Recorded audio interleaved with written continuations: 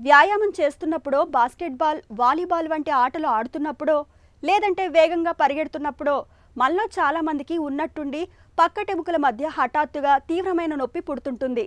దీంతో చేస్తున్న పనుల్ని కూడా ఆపేసి నొప్పితో విలవిల్లాడిపోతుంటారు. పక్కటెముకలు పట్టేయడం వల్లే ఈ నొప్పి వస్తుందని భావిస్తుంటారు. అసలు ఎందుకిలా జరుగుతుంది?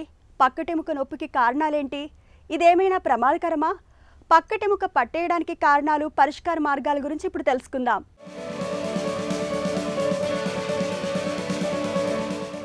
ఏదైనా పని చేస్తున్నప్పుడు, పొద్దున్నే పక్క మీద నుంచి లేచినప్పుడు, వ్యాయామాలు చేస్తున్నప్పుడు, ఆటలాడుతున్నప్పుడు పక్కటెముక పట్టేయడం, ఆపై నొప్పితో బాధపడ్డం మనలో చాలామందికి అనుభవమే. పక్కటెముకలో నొప్పి ప్రమాదకరమైందేమీ కాదు, తరచూ చూసేదే. రోజువారీ పనులకేమీ ఇబ్బంది కలిగించదు, కానీ నొప్పి ఉన్నంతసేపు అసౌకర్యాన్ని కలిగిస్తుంది. ఇంతకీ దీనికి కారణమేంటో తెలుసా?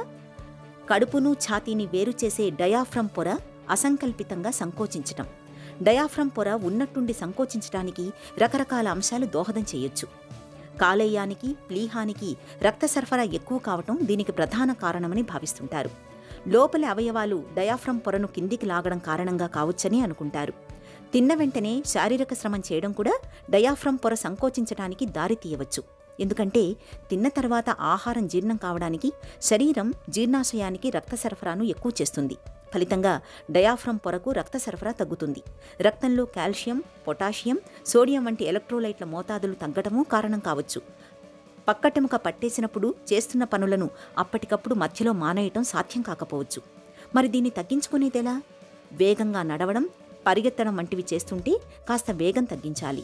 గాఢంగా శ్వాస తీసుకోవటం మరో మార్గం. దీంతో కండరాలు వదులవుతాయి, పట్టేసిన డయాఫ్రమ్ సడలుతుంది.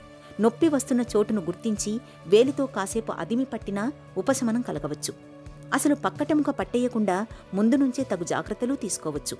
భోజనం చేసిన వెంటనే వ్యాయామాలు, కష్టమైన పనులు చేయకుండా చూసుకోవాలి. కనీసం 2 గంటల ఎడం పాటించాలి. చక్కెర ఎక్కువగా ఉండే పదార్థాలు, పానీయాలు తీసుకోకపోవటం మంచిది. వ్యాయామం చేయటానికి ముందు శరీరాన్ని 2 పక్కలను సాగతీయాలి. ముక్కుతో శ్వాస తీసుకోవడానికి ప్రయత్నించాలి. ఒంట్లో నీటి శాతం తగ్గకుండా రోజంతా తగినంత నీరు తాగాలి.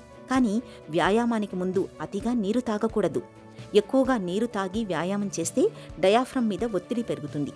ఇలా అన్ని రకాలుగా తగిన జాగ్రత్తలు తీసుకోవటం ద్వారా పక్కటెముకల్లో నొప్పిని చాలా వరకు నివారించుకోవచ్చు.